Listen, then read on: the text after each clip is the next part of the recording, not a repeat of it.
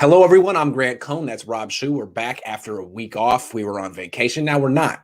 Now there's stuff happening. The Niners are going to be at camp soon. They're signing players, and they just signed a bunch of players, a couple of players. And now they have the highest paid left tackle in the league, the highest paid middle linebacker, any linebacker, really, highest paid fullback, and George Kittle, who's the second highest paid tight end. He's up there. So the question of the day is, and we have a lot of stuff to talk about, but the question of the day is, do the Niners have the best player in the NFL at 4 different positions? What do you think, Rob? I think that it's up for debate, right? I think that it is something that is at least worth a discussion. And so that's why we're going to talk about it today. First and foremost, glad to be back. Had the time off, which is always a good thing, but good to be back with the people, with the 49er faithful. Gotta have my feedback from the crowd, and I'm excited because I got my new lighting set up in here, which has softened my light and reduced the glare on the head, which is key. You gotta have I got a little glare on my head, but I just got an oily head in general, so I don't know what to say. That makes it tough. But if you can soften it up a little bit, whoa! I mean, I'm waiting on my camera. Everything's back ordered, so when that comes in, I'm be like JT O'Sullivan up in here. It's gonna be fantastic. Nice. But anyway, back to the topic. You going 4K? You going 4K? Is that what you're saying? I am going 4K. I'm going to go blurred out in the background, so that I'm in focus, but the background is out. You got to have a certain f-stop. Like I'm doing my research here, Grant. It's going to be cherry. You got to tell me all about that because I don't even know what you're talking about right now. I'm telling you, Bay Area baller gets it. The shoe show is coming. That's why we're building this up because it's happening. I'll keep you informed on what we go through with camera decisions, equipment. Okay. Because I just got a 1080p one. I like it, but it's not 4K. You got to wait in line to get that, huh? But it's a real upgrade. I mean, you are looking better than prior to the upgrade, right? Yeah, it was bad. It was granular before. Yeah, it was a little bit. I mean, you had a certain je ne sais quoi, a certain like a little lo-fi charm, but we're past that. Yeah. It was real. You're a man of the people, Grant. That's the key. A man of the people. Thank you. Yeah. Well, you're welcome. Okay. We digress. You deserve it. Yeah. So now back to the topic. Banner is up. Now it's official. All right. So do we have 4 of the best in the NFL at their particular position? You want to go through them one by one? Okay. Well, let's start with the left tackle, Trent Williams. All right. Who else could claim best left tackle in the league? Who's his competition? To me, and if you ask PFF, it would be David Bakhtiari. And if you look at contract situations, right, who did Trent Williams need to edge out to get that average per year, his petty request? I don't think it was all that petty. I think the man deserves it. I think he is the number 1 tackle in the league. When I look at what they said on Pro Football Focus in their rankings, they actually rounded the PFF grade down to 0.1% instead of 0.01% because Trent Williams was the number 1 graded tackle, but they put him at number 2 behind David Bakhtiari, right? Which doesn't make any sense if you're going by your own rankings and you rank him higher, but then you put him 1 lower. That, to me, that's suspect, but PFF is suspect in some regards. So I'm going by the eye test. And to me, both are technicians. Both have the ability to work with their hands incredibly. When they get in close on a player, if they can get their hands on a defender, forget about it. But when you look at operating in space, when I watch the tape of Trent Williams operating in space and taking out blockers at the second level, I just don't see that same ability from David Bakhtiari. So to me, it's a clear-cut 1 and then 2. Yeah, I think it's just pretty obvious when you watch them both play that Trent Williams is the better athlete. He just moves better. Right. Probably is better. The only thing with Trent Williams is that he misses like 2 games a year, which is not exactly what you want from an offensive lineman. Usually those guys play every game. But still, I think it's fair to call Trent Williams the best left tackle in the league. I'm trying to think who else besides Bakhtiari would be in the conversation. I mean, I can't think of anyone. There's some good right tackles out there. It's got to be Trent Williams. So, yeah, that's a good place to start. It's what arguably the most important position on a football team other than quarterback. Other than quarterback, I mean, definitely on offense, the most important position behind quarterback. Yeah, so I mean that is a solid start to it, and maybe I could give the edge to Bakhtiari if you look at one of the critiques for Trent Williams last year was feeling a little bit like a hired gun and not the face of the franchise that you might hope for a left tackle. And so if you're incorporating what type of teammate you have there, I could give a slight edge to Bakhtiari in 2020. But I think with that new contract, we're going to see a renewed energy from Trent Williams this year as a face of the 49ers franchise. So I'm optimistic. I'm looking at some advanced stats here. Sys Data Hub is very good. I have some issues with Pro Football Focus. Mostly the fact that it's behind a paywall and I can't see what they're talking about. And I don't like their grades. So yeah. I like advanced stats over grades. And this place is free. They have premium features that I don't have. But their free stuff says, I'm looking here, they're crediting Trent Williams with 6 sacks allowed in 2020, which is high for him. I mean, in 2018, he allowed 4. In 2017, he allowed 1. In 2016, he allowed 1. And, honestly, remembering the season last year, there were some games where Trent Williams wasn't at his best. Most of the time, he made it look easy. But I think it's fair to point out that he wasn't necessarily at his best last year. He was coming off a year layoff. Right. He was rusty at times. He needs to show that he's still dominant in pass protection because we've seen him as a run blocker. He runs like a tight end. It's really quite fun to watch. It's crazy. I mean, he can destroy people at the second level. I would agree. To me, there was at least one game last year that stood out as an off game for Trent. Philly. Yeah. He didn't play well against, in my opinion. And I know he basically blamed Nick Mullins for all of it, saying he didn't know where Mullins was going to be in the pocket. But one way or another, he was kind of getting pushed around in that game by – who's it? Derek Barnett. I mean, Brandon Graham. A lot of guys had a success against him. So overall, great season from him. But it is a discussion. There are other people. It is a discussion. I think it's 1A, 1B, regardless of how you rank it. Whether you put Trent ahead or you put him in second place there, I think that it is that 1A, 1B scenario. Yep. And I think the same is true for the next one that we're going into, which I believe would just naturally transition into tight end. Sure. That's also a 1A, 1B for me. So just going into it, I think it's obvious that Travis Kelsey is the other person that you have to consider for the number 1 spot. Guess what? I'm a homer. I'm a fan. So I'm putting George Kittle above Kelsey. But I'm doing that with the caveat that basically applies to the entire roster and to the entire season if healthy. I think George Kittle, if healthy, to me, is the more complete tight end over Kelsey. I think that durability is the concern there. And for Kelsey, that's his strength. If you look at the two body types, both are freak athletes. Both look incredible when on the field, even with or without pads. But Kelsey just looks a bit more solid, a bit more complete. I don't look at him and think, oh, he might take a shot this year and, end up missing a couple of games. Kittle, with his physical playing style and slightly different body type, I feel like that's an inevitability. I think it's a pretty consistent factor for Kittle to miss a couple of games based on the way in which he plays. But when you take into account his blocking ability, his ability in space, his speed, the ability to break tackles, to run people over in the open field, to me, when healthy, Kittle's the number 1 tight end. Yeah, I see the argument for Kittle. He's just such a better blogger than Travis Kelsey. Yes. Way better. And I think people will give, obviously, the durability to Kelsey, but then they'll say, he's kind of a wash as receivers. Or maybe they'll even give it to Kittle because he's so good after the catch. I think maybe as 49ers analysts, we're a little 49er-centric. Certainly. We've watched a lot of Kittle. He's very fun to watch. And, if he were on other teams used differently, he might put up bigger numbers. It's a run-first team. He doesn't get many looks in the red zone, and I will never understand that. Yeah, he would certainly have more touchdowns on another team. Yeah, but, I mean, I think people around here undersell Travis Kelsey's receiving ability. He's so good, you could argue he's the best target in the league, regardless of position. I think that's fair. He's the biggest mismatch in the league. I mean, he's had 5,000-yard receiving seasons in a row. Last year, he had 1,400 yards and 11 touchdowns. He was second in the league in receiving yards. He's a handful, man, and he's so consistent. Yeah.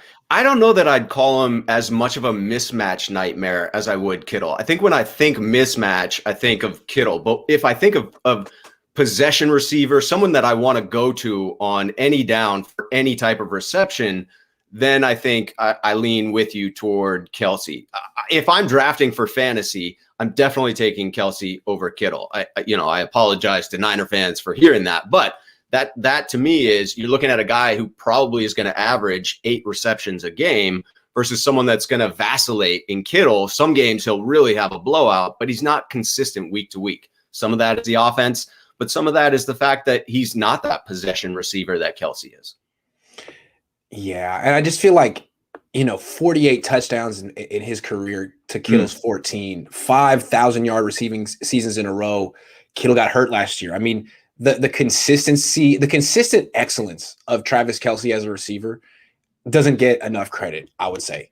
Yep. And I think Kittle obviously should pass Travis Kelsey as long as Kittle stays healthy because he's 4 years younger. But I would argue that he hasn't yet. But again, if Kittle was on the Chiefs, he'd be scoring 10 touchdowns a year. I believe that. Yeah, I think that's absolutely the case. Yeah. Okay, right, so you're putting him 1, and you're putting Kelsey 1. I'm sticking with Kelsey for now. Yeah, that makes sense. All right, last one on the offense, fullback. This one to me, I had to search. PFF didn't do a separate ranking for fullbacks, and so I sourced a couple of other places. Sportshow.net did one that was highly unofficial, but it listed James Devlin above Kyle Juszczyk. So that at least gave a name to consider. To me, this one is clear cut. When I look at the complete player of ability to carry the ball, catch the ball, block in space, to me, it's Kyle Juszczyk, and the contract reflects his ability relative to other fullbacks in the league. He is definitely more than just a fullback. Oh my goodness. Yeah. He could be a tight end. In a lot of ways, he is a tight end. I mean, I have him here. I'm on Sys Data Hub, which is really helpful. Among the fullbacks, I mean, there's really not that many, but you got him. He had 17 rushes last year. He had 2 touchdowns on the ground. He had 19 catches, 2 touchdowns through the air. He had 6 touchdowns last year. That's really helpful. Who else can even come close to that among fullbacks? I mean, Alec Ingold with the Raiders had 12 catches and a touchdown. Like, whoop-de-freaking-do. CJ Ham on the Vikings had 8 catches and a touchdown. Nice, dude. Nice. Patrick Ricard on the Ravens had 9 catches and a touchdown. Like, these guys aren't even used around the league. Right. And the thing with Juszczyk is he doesn't get used enough. He should have double the numbers. Yeah. That's what I was going to add, is that fact that those are great numbers relative to all other fullbacks, blows them out of the water. And it has all of us saying you need to get Juice the ball more, right? You can see that he's not being utilized enough within the offense. And so I think, to me, that one is a clear-cut winner. Juice is the best fullback in the NFL. Now, you could argue the fullback is becoming a less relevant position, but not within the 49ers offense. Within the 49ers offense, regardless of percentage of snaps that Juice has, those are high impact snaps that he's playing, and typically high impact plays that he's in there for. He's the only fullback in the league that isn't totally replaceable. I mean, I know some teams need a fullback because of the scheme they want to run, but all the fullbacks, like Alec Ingold, he's not an asset to a football team. He's a guy. Juszczyk is beyond an asset. Like if you were ranking players A, B, C, A is like elite, B is good, and C is replaceable. Right. Juszczyk's an A. Yeah. There are no B fullbacks, and then there's some C's. There's like maybe 7 or 8 C's, and that's it. That position is kind of dead. So Juszczyk he's deserving. He is an A player. When you look at the overpay to get Juice back, 2 overpays, the first contract and the second, relative to other fullbacks in the league, you can see from Lynch and Shanahan how they prioritize Juice, how important he is to the offense. Follow the dollars, and it says just how much they value that guy. I have a hot take. It's not going to make anyone happy. People are going to be like hot takes. Too far. But Kyle Juszczyk is just as good as George Kittle. The difference is George Kittle gets the ball more. Interesting. I mean, I'm sorry. They're both great blockers. They do different things as receivers. Kittle's bigger. Juszczyk is faster. He's just as good. Interesting. So I would have Juice is faster than Kittle. Maybe not. Kittle's fast too. I Maybe feel not. like Yeah, maybe I not. feel like even if the times reflected it, when you look at the miles per hour when they're tracked, Yeah, I maybe feel not. like Kittle's got him now. Okay, so let me give something to Juszczyk then. He's better at catching the ball away from his frame. He's Okay. got real natural hand-eye coordination that Kittle has worked to develop in the NFL. Give him that. I hope that Plus, he runs the ball. Yeah, Kittle with the 94 uniforms, I hope we see a little bit of what bar none William Floyd used to get. I think Juice needs more catches this year. I agree. He is a natural pass catcher. If you look at the efficiency, like one thing I like to look at, it's not a perfect stat, but passer rating when targeted.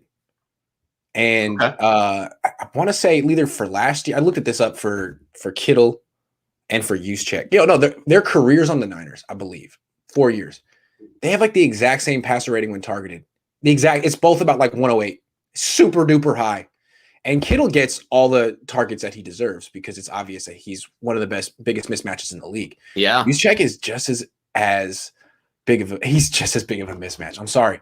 It's really hard to stop him. And he should be getting, I'm not saying as many targets as Kittle, but more than he's getting. No, but that's fair. I mean, I would say that he is going against a different level of pass defender, right? Kittle's getting tougher matchups than Juice would. When you look at who's going to end up covering Juice, that's not going to be your highest pass defender on the defense. But agreed that he's super efficient. And I mean, all the more reason to throw the ball to him. Yes, because it is a better matchup. All the more reason. Yeah, absolutely. And if defenses start keying on him, well, then you can go to Brandon Ayuk and Deebo Samuel. That's what you want. When people wring their hands about the number 3 receiver, it's like, how about you just throw the ball to Juszczyk more? That would be nice. And there's Dwelly too. So that would be nice. It doesn't really matter who the number 3 receiver is. No, we get caught up on that, but it really doesn't matter. They should be in as little 3 receiver sets as possible. They have so much they can do with 2 running backs, with 2 tight ends. I mean, Dwelly and Juszczyk, that's the other thing. Passer rating when targeted, Dwelly's right there with Juszczyk and Kittle. Those 3 guys are really good. With those wide receivers on the outside who are also excellent, and the stable of running backs. Not to mention the shift to a bit more power run. That's going to really benefit those 2 tight end, 2 running back formations. When you got a bruiser like Aaron Banks, who hopefully wins that right guard position. And the rest of the league is going to nickel defenses. Yes. Because they're like smaller defenders. Yes. Because, it's all about, it's a 3 wide receiver league, and you got to get your nickel. My third linebacker doesn't matter so much. Well, against the Niners, you might never be in your nickel defense. You might be in base the whole game. And that's a good thing because defenses practice more in their nickel than their base these days. Yeah, that's you hear Kyle talk about that you need to keep evolving as an offense, right? You have a bunch of offenses throughout the league that have adopted his principles into the run game, and defenses have begun to adjust and see it more regularly. So what the Niners did previously does not stand out as unique and unpracticed. Now you need to shift that yet again. The Rams are doing the same thing. The Rams are doing the same thing. With McVay, when he first got there, the first 3 years, he was all about like 3 wide receivers all the time. And his whole trick was, I'll go 3 wide receivers, you'll go nickel, I'll run the ball. Yeah. And, I'll run the ball against a lighter defense, and it worked. People figured that out. People just started playing the base defense against him because they're a run-first defense. They're a run-first offense, play with your base, shut down the run. That works. So what he does now is 2 tight ends. He's not even really a 3 wide receiver offense anymore. He's evolved as well. I think what we're going to see the Niners do is a lot less 3 wide receiver stuff this year. Unless Mohamed Sanu is just killing it. Yeah, unless there is that clearly defined 3rd wide receiver, I would agree. I thought that there was a bit of relief. I never like to see anyone get injured, whether it's for a team that I despise or not. But the loss of Cam Akers for the Rams felt like a huge blow. I mean, he really was super talented toward the end of last year. Looked to be a bell cow type of a back, and that's. And now he blows out his Achilles, which could affect the rest of his career. I mean, now the Rams could be back in the market for a running back, which is all the more reason for the Niners to be careful with who they cut, because the Rams are going to swoop that guy up. Yeah, most definitely. Last guy. Number 4, shift over to the defense. The man just got paid, middle linebacker. To me, it's got to be between Fred Warner as the number 1 and the guy who he just beat out for average per year in the contract, Bobby Wagner. To me, those are the clear-cut, debatable 1 and 2 within the league. I know that people will like to drag in either linebacker from the Bucs for me, it still is Bobby Wagner versus Fred Warner. And I think the main difference is the quarterback pressures for Bobby Wagner, right? Within the scheme of the defense, he is allowed to rush the quarterback more frequently than Fred Warner was. And I think that that's a reflection on Fred Warner's coverage abilities, right? Much like Jimmy Ward, those two defenders, because they're so good in coverage, they get fewer opportunities to make plays in other aspects of the game because the 49ers defense under Saleh was utilizing their skill sets to a maximum and putting them in coverage as much as possible. So I think that you're going to see that shift this year, and it will become clear. Again, the homer in me, the 49er fan, says that the transition has already taken place. Fred Warner is the top middle linebacker in the league, but I respect the opinion of others who may place it as the elder statesman in Bobby Wagner leading the way. What say you, Grant? I want to fudge it a little bit here. Like, if we're talking 4-3 middle linebackers, which is a specific position, he's the best. Okay. I think he's better than Bobby Wagner, who's been the best at that position for a long time. I like that. But then if we're talking 3-4 inside linebackers, it's a little bit different. To me, when you're a middle linebacker in a 4-3, there's not as much premium on sideline to sideline speed. Okay. Because that's what you got Dre Greenlaw for. Yeah. That's what you got your outside linebackers for. They're the ones who get to the sideline. And you're more over the middle. You're more between the tackles. You're more coverage. That's great. He's great at that. But he's not the fastest line. He's not slow. He's not slow at all. But he's about linebacker speed.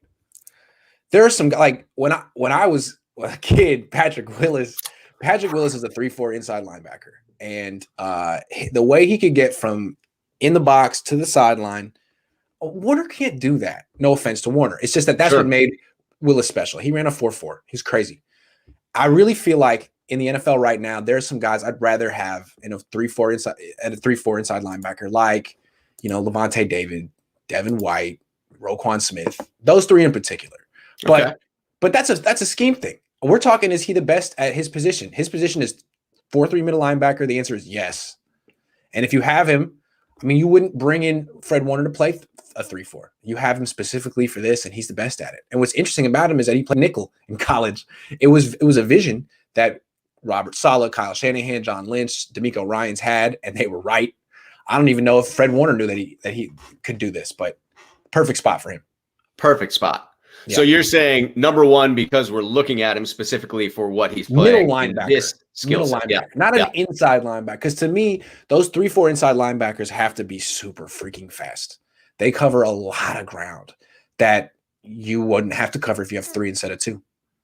That's fair. I would have to see him operate within the scheme to say he couldn't do it, because I think he's a heady enough guy that takes good enough angles that I think he could do it in a 3-4 a phenomenal level. But I think it's fair to say that guys, Roquan Smith is fast. Devin White is fast. Yeah, fast. That's fair. So is Levante David. So I don't know. Asked to do different things, but definitely studs. So I think what we've established within these 4, for me, we've established that yes, we have the 4 greatest at those positions. For you, you're a little more skeptical. You split it up a little bit, but I think we are in. I'm an asshole. Yeah, well, that's true. That's what I do. Yeah. And you do it well, Grant. You do it real well. Do the Niners have the best free safety in the league? Probably. Now that he came on my show, probably.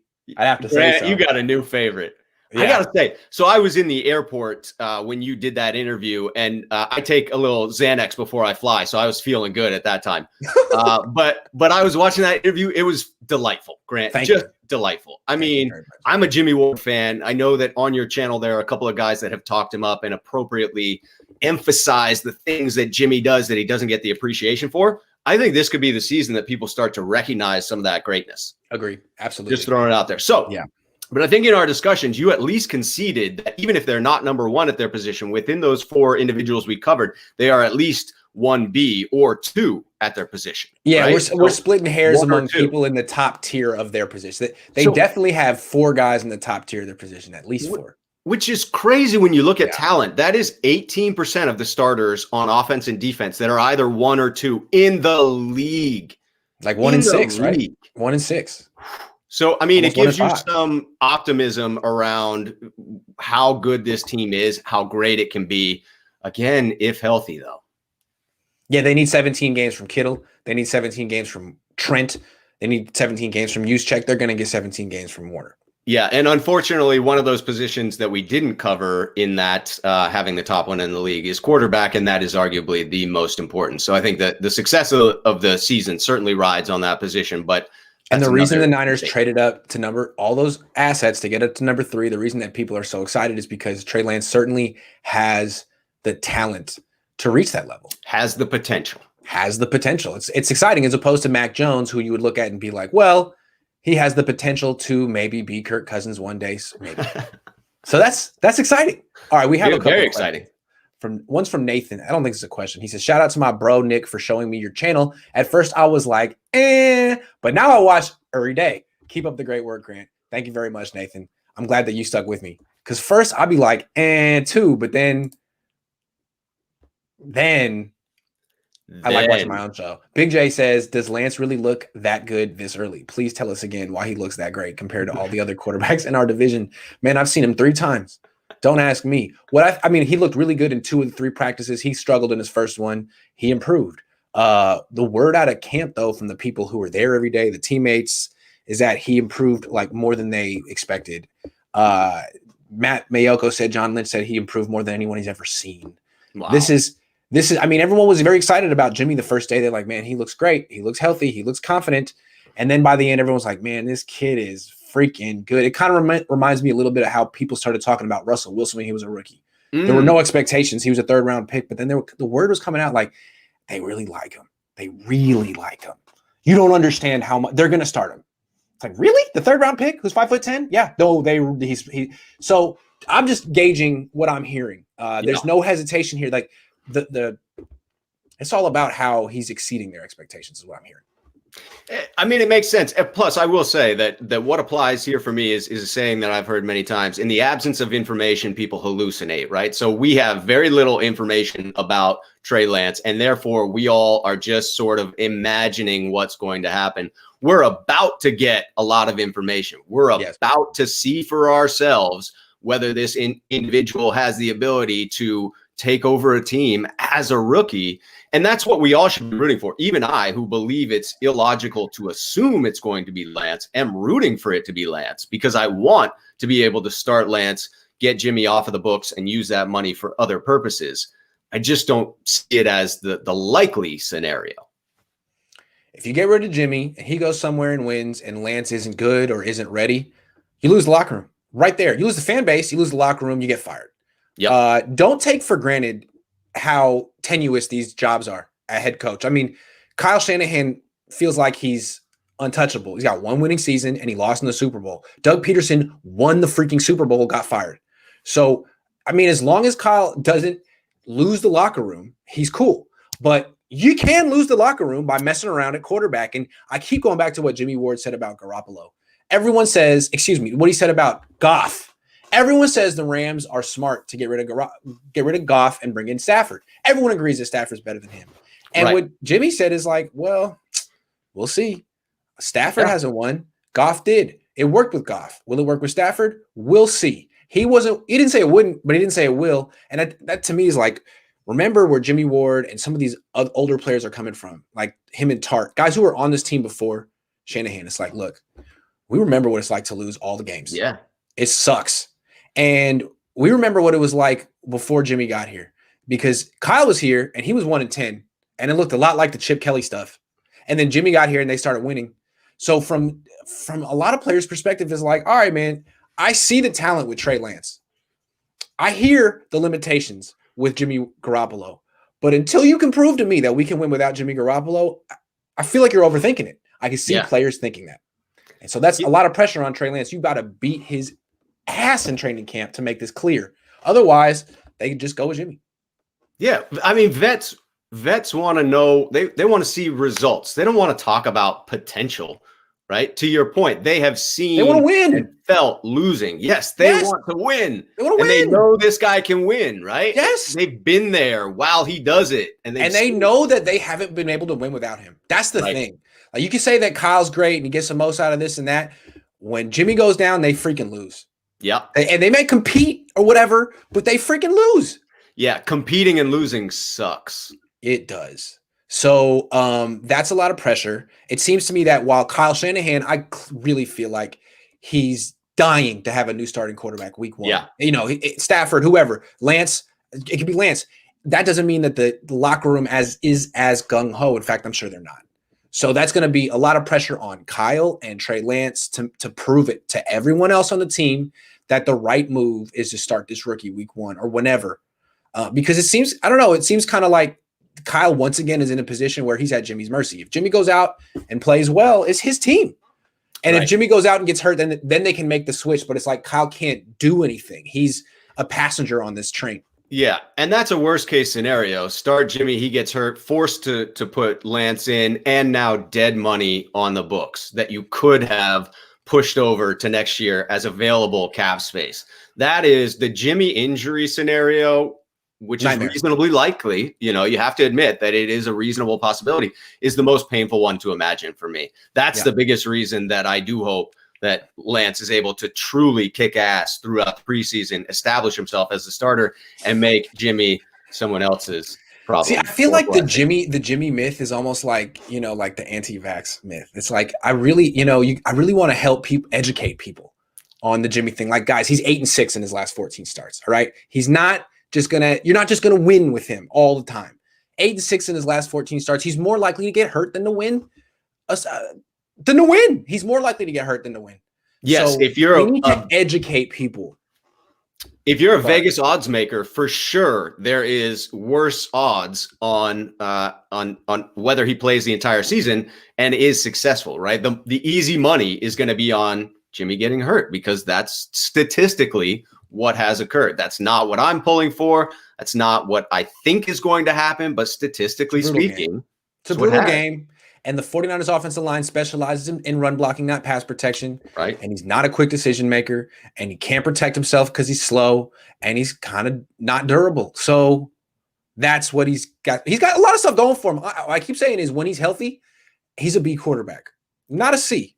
He's a B quarterback. Yeah. But he's not healthy enough, which bumps him down. He's unreliable. Yeah. I would agree. I'd bump him up. I'd give him a B+ when healthy. I'm heavy on Jimmy. Okay.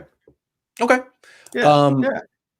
What's up, guys? Currently waiting on your next quality control with Kyle Shanahan. Well, I had to change my name when I got into the chat today from Kyle Shanahan back to Rob Schuh before I entered the studio. So that made me think back to the Kyle Shanahan skit.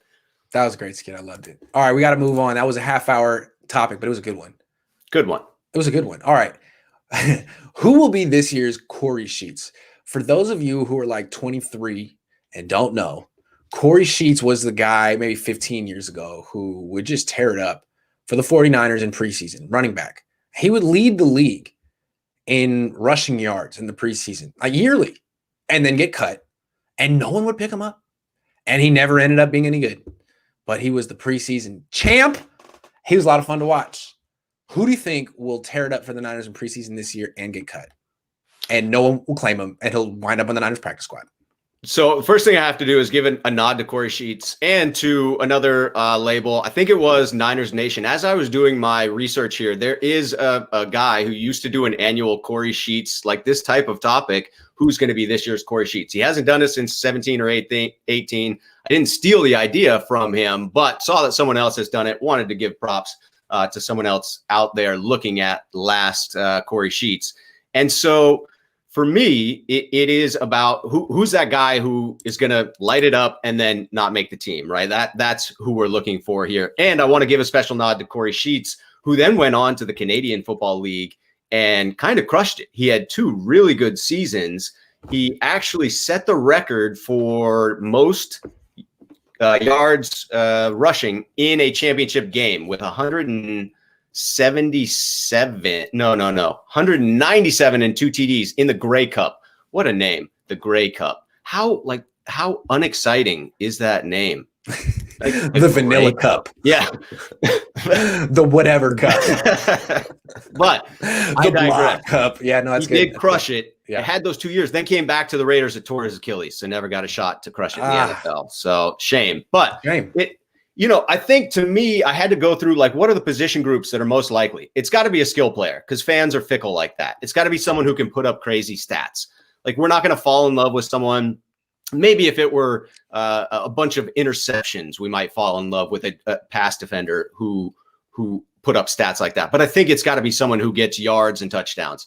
So I went through it. Is it going to be a running back? But I think that the 4 running backs who are going to be studs on this team are all going to make the team. I think, to me, yeah, I think that the odd man out is JaMycal Hasty. So I think you've got Sermon, you've got Mostert, you've got Gallman, and you've got Elijah Mitchell. I think those 4 to me will make the team. I'm projecting here based on what I've seen from Elijah Mitchell, and I wouldn't be shocked if that were the other way around. But a 6th round pick, if he gets cut, I think he's swooped up by another team. I think that's what I'm saying. Like, he could be the Corey Sheets because JaMycal Hasty's good. And if he gets actual playing time in preseason, he could average 6 yards a carry. So yeah. I think you have better breakaway speed from Elijah Mitchell, which I think is going to benefit him within the one cut system.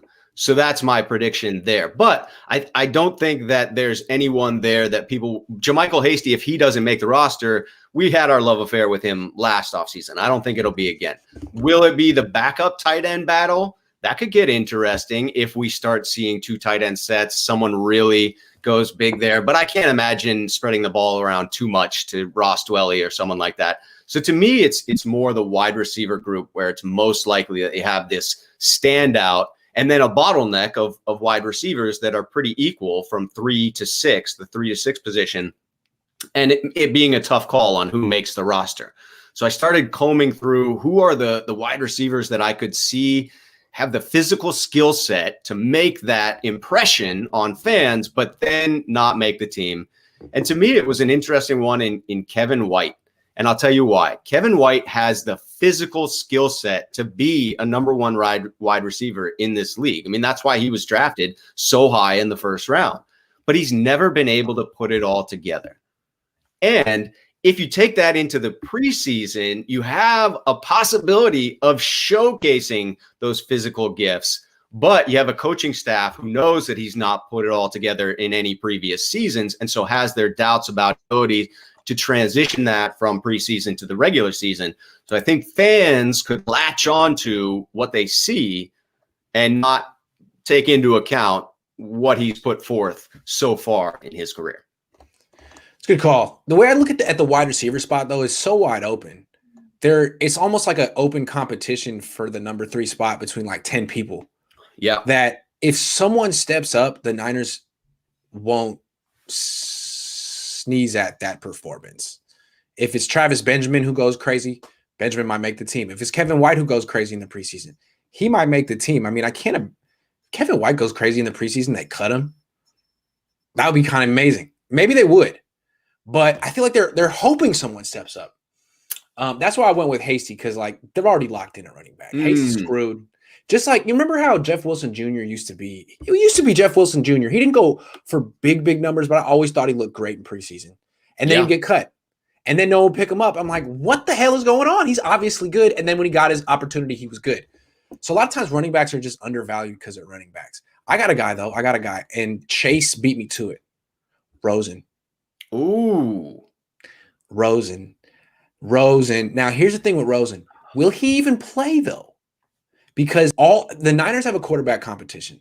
Yeah. All these reps are going to Trey Lance and Jimmy Garoppolo. As long as Jimmy's on the team, those two are splitting them. And Rosen and Sudfeld get a couple throws a day in practice. And now that there's only 3 preseason games instead of 4, the 4th was usually the time you would see the 3rd string quarterback. Right. That's when Mullins would come in, or back in the day, whoever it was. Now, is Rosen even going to play? I could see the Niners saying, you know what? If he plays and plays well and we cut him, he's gone. Someone's picking him up. But if we don't play him, we can put him on our practice squad. We can stash him. They might do that. So quick follow-up question to you there. Is your anticipation then that they would then keep Sudfeld as the 3rd, or that we'd roll with 2 quarterbacks on the roster? I don't know. I don't know. But it's possible they could roll with 2 quarterbacks. If they keep Jimmy Garoppolo, they could say, like, you know what? We'll put 2 quarterbacks on the practice squad. We don't need to give a spot on our 53 whatever to a 3rd quarterback. They could do that. Yeah, they certainly could. And they could game the system by playing neither Sudfeld or Rosen in the preseason. It'll be interesting. This is the first preseason with the shortened preseason schedule. This is the first opportunity we're having to see what teams will do in regard to the third preseason game. Will they convert it to where the third preseason game now looks a lot like the fourth preseason game used to, where you don't see very many starters at all? Or will we see fewer backups? And I think that's the fear for people who made it as undrafted free agents, is now you're reducing the chances for these guys to make the team.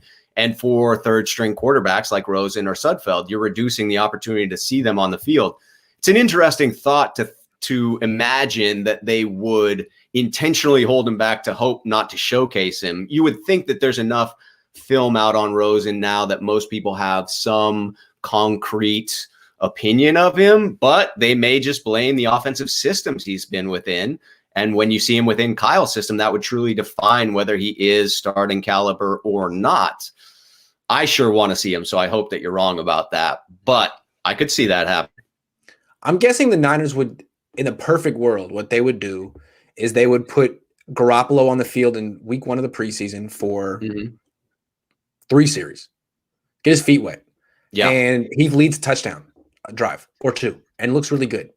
Then they play a lot of Lance. He plays most of the second quarter, into the third, if not into the third, not the whole third quarter. And he looks great too. And what Garoppolo's playing time in the first preseason game amounts to is a showcase. And they can trade him at that point. And they can go with Lance. And they can get Rosen some reps after that. It just seems like it's tough to trade Garoppolo until you've seen something from Rosen. They're in a tough spot. I don't know. They could have played him down the line last year, but they played Beathard instead. I won't really understand that one ever.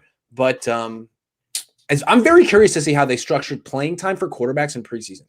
That's what I want to say. Yeah, me too. I'm anxious to see whether Sudfeld is above Rosen or not. I know that when you follow the money, he got a little bit of guaranteed money, but I believe it works out actually to be the vet guaranteed practice squad money that he got above the vet minimum. So if he makes a practice squad, that money is a moot point. It would only be weird if he got cut entirely. So I could see Rosen getting that third spot. But if they want to go 2 quarterbacks, you probably don't want to showcase Rosen. Just Sudfeld hasn't done much in games. He's had like 2 appearances. He's thrown like 50 passes. I don't see that. Like, he keeps getting jobs in the NFL, but it can't be based on what he's done in games because he hasn't played. It must be that he's really good in meetings, really good in practices, and there is a value for a good scout team quarterback. Absolutely. But if they get in a position where someone has to play in a game and it's not Jimmy Garoppolo or Trey Lance, I feel like Rosen gives you a better chance to win because Rosen's a better quarterback. He's played more. He's won. He's more talented. He's more talented. Yeah. That's the bottom line. Yeah, bottom line. All right. This is part 2 of a discussion we had 2 weeks ago. Are we overly optimistic about the Niners offense? We broke down the Niners defense in detail 2 weeks ago. We're going to go offense this week. Yeah, just to give a refresher of it, basically it's trying to aim small, miss small. So both of us have looked roughly at the schedule and determined that we believe the 49ers to roughly be a playoff team. I think that you came up with about an 11-6 record when you did your prediction. I've not done a formal prediction, but I put myself in that same range to where I think that they'll be one of the lower level seeds in the playoffs. So how do we break that down? And the way in which I think you aim small, miss small is instead of looking at the entire team, start to look at the individuals that make up the team and what category do they fall into? Is it a high risk projection or a low risk projection? And what we ended up with the defense was about 50-50 split. We looked at 16 players in total, the 11/12 starters. If you look at nickel versus linebacker on who may actually start the game, Cohn Williams or Dre Greenlaw. Covered those 12 and a couple of backup defensive linemen because they're key rotational pieces. And we ended up split 8-8 with 8 people in the higher risk category and 8 in the 3 lower risk categories. And so we're looking at the offense in the same way. And those 4 categories are someone that played well last year, and therefore you're just expecting that they will play at the same level, maybe a little bit better this year. They were good last year. They'll be good this year. That's not a real big jump. That's just saying that person will be who we thought they were. That's not much of a projection. The next one, an improved play or expanded role projection to where someone had an offseason last year and we're hoping for a bounce back. That's a bit of a projection, right? If you go by what they did last year, it wasn't great. That's probably what they'll do this year. If you say it's going to be better, why? And then the third one would be the recovering from major injury. The fourth would be a rookie, unproven, transitioning to the NFL. So point being that in that first category, it's better than a 50% shot. In those other three, it's probably closer to a 50-50. So again, we had basically split on the offense. Now, going into the defense, you want me to go through and name a couple of names as I have them in that first category? You can let me know if you agree with those placements. Yes, absolutely. Okay. So the first category where it's not much of a projection, we're just saying they're going to do as good, if not better, than what they did last year. I think it's fair to say Trent Williams will do as good, if not better, than he did last year. I think that's fair to say. Yes. Yep. Absolutely. Laken Tomlinson. This one we may disagree on. I think that other than the couple of glaring misses that he played solid last year, and I expect him to play solid this year. Yeah. Playing next to Alex Mack could definitely help. He's getting to be a little older, about 29. He might be declining, but it's certainly within the realm of possibilities that he maintains his current level of performance. Yeah. I mean, to solidify your point over mine, which I hate to do because I like to be right, but the 49ers could have extended him this offseason, and they didn't. So perhaps that indicates that they're not as high on him as it may seem from what you hear them say about him. Typically, you follow the money, and that tells the truth about a player. Yeah. Next up, Brandon Ayuk. I think it's reasonable to assume, based on what we saw in his rookie year, that he will play as well, if not better, in this season. Mm-hmm. Absolutely. Yeah. Big time. Yeah. Kyle Juszczyk, again, another player that I expect consistency from because he's put it forth. Now, this one, you can make a case that he's had some injury issues and consistently missed games, but I still put him in this less risky category. Yep. I would agree. All right. I would agree. These are the next one. So that's only four players in the least risk category. So for me, everyone else falls into a higher risk category, one of the other three. So immediately I was surprised to find myself in this scenario where on defense, I had it split evenly. Here, I'm leaning toward the offense being a little bit more of an unknown. So players that I think need to improve or take on an expanded role, obviously Alex Mack. He was not with the team last year. Therefore, he's taking on a vastly expanded role within the 49ers offense, leading us at center. And I think it's fair to question at his age, at his slightly decreased performance last year, it's fair to wonder, does he have anything left in the tank? Yeah, I mean, because I don't think the Falcons thought he did. They didn't pay him. I mean, the Falcons aren't good. They know him very closely, and they were like, peace. Now, the Niners, for them, he's an upgrade. And he knows the system. So, I mean, it makes sense, but that doesn't mean that he's not declining. So, I'd like to see that. If he could play as well as he did last year, I don't even know if that's good enough. He needs to kind of bounce back. He needs to bounce back, and he needs to solidify the center of the line, which then has that domino effect to the remainder. Because I do think that instability at the center position has been the most glaring weakness for the 49ers consistently for several years now. The reliance upon Weston Richburg when it should have been known that he was not going to be able to come back. Maybe it shouldn't have been known, but it seemed apparent from a fan base that we shouldn't have been relying upon him to get healthy. And we did. That really set us back because that interior pressure, especially with a guy like Jimmy, who's just a bit of a statue in the pocket, that interior pressure is critical. That allows defenses to just stuff the pass game. No doubt. So that's a big piece. Another one that fits in here, another member of the offensive line, Mike McGlinchey. I think we all can agree that he needs to play better this year. Absolutely. First round pick. Took a big step back last year. He could improve this year and get back to the level he played at 2 years ago when they went to the Super Bowl. Be helpful. Yes. I think we all expect that he can and will play better next year. I think we all definitely expect that. The other one that falls onto this list is not a player, but a position. And that's the sad part of it is we don't know who that third wide receiver is, but whoever the hell it is, they are going to have an expanded role on this offense. So first, someone has to win that job. and then they have to perform at a high level for the entirety of the year. So that to me is a pretty big risk. Right. No question. No question. All right. Recover from major injury or recurring injury issues. Jimmy G, obviously, you got to put him in there. He's the presumptive starter for week 1, but certainly to expect him to play 17 games this season seems a little outlandish. I mean, he didn't make it through 2 last year before getting hurt. And the main difference between this offensive line and last year's offensive line is Alex Mack. We'll see about Aaron Banks. We'll see. Yeah. Because he's got to beat out Daniel Brunskill, who's solid. Very solid. Yeah. Raheem Mostert on this list. Again, got to stay healthy for us in order to really consider him to be a lock this year. I think that it's fair to assume with his running style, very upright running style, he takes some pretty big shots and seems to suffer from some of the soft tissue injuries as well. So I think it's fair to put him on this list as a recurring injury concern. No question. Deebo Samuel, pretty similar to Mostert. What I just said for Mostert applies to Deebo as well.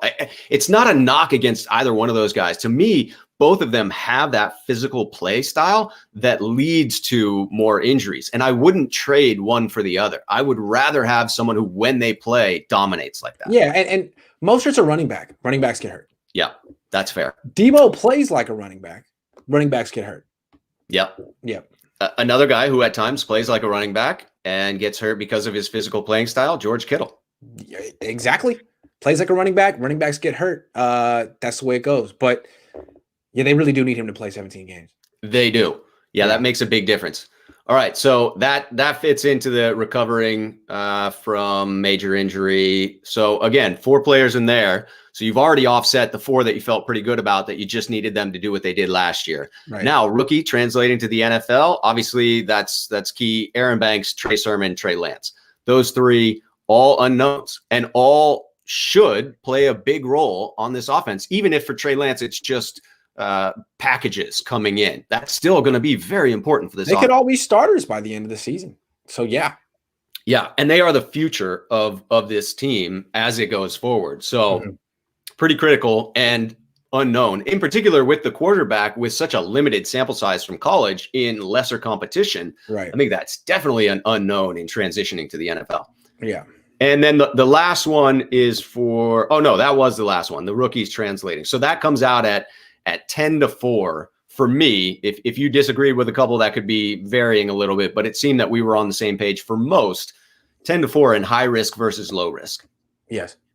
So that now that we've said it's pretty even money on the defense, leaning towards higher risk on the offense, I think that the season does in fact hinge upon the offense's ability to put together these pieces and a lot of unknowns and really start to put out an offensive output much more like the 2016 Falcons or the 2019 Niners than what we saw last year with the wild inconsistency game in, game out. Yeah, there's a lot to like with this offense, but unless 2 guys in particular, George Kittle and Deebo Samuel, play the majority of the season, they're going to struggle no matter who the quarterback is. Those 2 are way too important to play 8 games or 5 games. They got to be there the whole time dominating because they have the ability to dominate. Other than that, I just feel like we might be a little overly optimistic about this team. There's a lot of players who are crucial, who are in this high-risk category. Yep. Kittle, Deebo, Bosa, Verrett. I mean, geez. They need a lot to go right. And that's a weird juxtaposition for me to be in, to envision a team where you have 4 players that are the best in the NFL at their position and a team that I'm unsure is going to be able to put quality product on the field this year. Like the Anaheim Angels of the NFL. It's kind of crazy. That's right. It is kind of crazy. So, I mean, we are hoping, but until the preseason, I agree with you. I think we're being a little overly optimistic in thinking that this is a playoff caliber team. And it's fair to wonder about Deebo and Kittle in particular. Like, are they just the kind of guys who are going to miss time? Yes. And unless you have some rookie that steps up on the offense that replaces that type of production, if either Trey lights it up this year, then that wouldn't be as much of a focus. Deebo or a Kittle missing time, Kittle missing time wouldn't be as big of a deal if you had someone else that is creating offense. But I don't know that it's fair to assume either of those players will light it up in their rookie season, particularly early in the season. So the Niners, I think, have to really hope that the offense remains healthy to start the year until some of those rookies really can add value and overcome some of the deficiencies that you may have when players do miss time. Because that's inevitable. At some point, some of these key players will miss a game or two. That's football. Yep, absolutely. So maybe we're a little overly optimistic about the offense, but they have big time potential. It's just a lot of things have to go their way. Yep. Agreed. Okay, let's move on to the mailbag. Boom. Last topic. This is a mailbag submission. So as some people may know, I do have my own channel. It's just Rob Schuh. So go look it up on YouTube. Just subscribe to it. There's going to be a lot of content coming out during the year this year. I'm going to get my new camera set up. I got my new lights. Things are happening in Rob Schuh's world. It's fantastic. But I do a mailbag show. And so I get some submissions, and the best question makes it on here. And Grant and I answer it. So this one comes from a gentleman over in Oahu. We've got Zachary Jensen, who wrote in. He must have seen some of my videos when I was over in Oahu, and he was like, I got to get a mailbag question into this guy. Absolutely. So he summed it up by saying that, through watching your show and me on your show, he believes that we're adept at drafting and signing linebackers and developing them into better versions of themselves. I think specifically when you look at the two primary starters in Fred Warner, drafted in the 3rd round, and now obviously plays as if someone that should have been a first-round talent, and then Dre Greenlaw. Whether you believe him to be spectacular or not within the scheme, I think everyone can agree that he has outperformed that 5th round draft pick. And so when you look at that, should the 49ers then capitalize on this ability to develop linebackers? Should they transition themselves to a linebacker university, take advantage of it, and start to draft, develop, and trade these players? Well, it's interesting that the Niners have been able to do this for multiple regimes. I mean, from Patrick Willis in 2007, that was back when Scott McCloughan was the general manager or the lead scout, to Navarro Bowman and Trent Baalke, to Chris Borland and Trent Baalke, to Fred Warner and Dre Greenlaw with Robert Saleh and D'Amico Ryans and John Lynch. I don't know what the common denominator is. Maybe it's luck, but they seem to do a very good job of drafting, developing linebackers, at least the last 15 years. So yeah, I guess why not keep it rolling? Yeah, it is a spectacular ability. And if you look at a couple of freak instances with the injury to Navarro Bowman and the early retirement of the gentleman that you just named, that now his name Borland, Chris Borland, yes. Borland. I think that without those two, it would have carried through. It would have been sort of a seamless transition from excellent linebacking core to excellent linebacking core. We had a few year gap in between because of injuries and Malcolm Smith not panning out, but it is an ability to develop linebackers. The question I have is whether a linebacker university as a concept works. Is there enough value in the position to do what Zachary's suggesting there? So I agree with the first part of the premise, which is, yes, the 49ers should continue to capitalize on a strength, draft, sign, and develop these linebackers for their own purposes. I'm just not sure. Maybe it's been reset with Fred Warner's current deal, but I'm just not sure that the value for the linebackers we're producing, since they're not pass rush specialists, I'm not sure that there's much value in being able to develop and then trade them for significant assets coming back. Well, it seems to me that a good linebacker is worth about the same as a good cornerback in terms of money in the free agent market.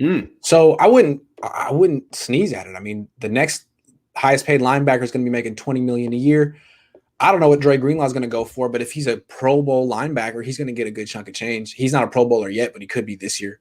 So hey, why not? Especially when the Niners are developing 3rd round picks, 5th round picks. Azeez Al-Shaair was an undrafted free agent. Yeah, they should. Yes. They're good at it. Yes. I've just not seen a middle linebacker. Like the Steelers do this with wide receivers. They're really good at this. Oh. They draft a wide receiver every year in the same spot, and they could keep them, they could trade them, they could replace them. They just realize we're really good at first scouting it, then coaching it, developing it. Why not? They are. And then the reputation begins to precede you, like with the Steelers. Everyone recognizes their ability. So even if they draft a player a little bit later and stash them a bit, they could trade that player, and people would expect that player to be good because the Steelers drafted him and developed him as a wide receiver because they are so talented about it. So I do think that, again, the 49ers should continue. I've just not seen any linebackers traded for anything significant. They are being paid, to your point, as cornerbacks at this point, but you see cornerbacks garner trade deals.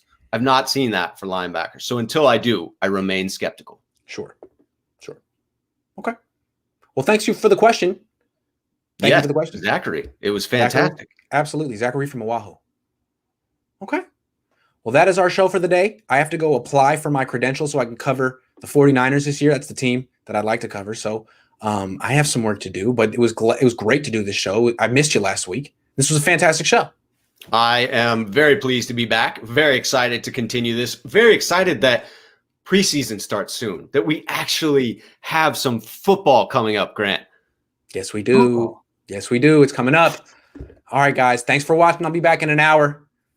See you then. Take care.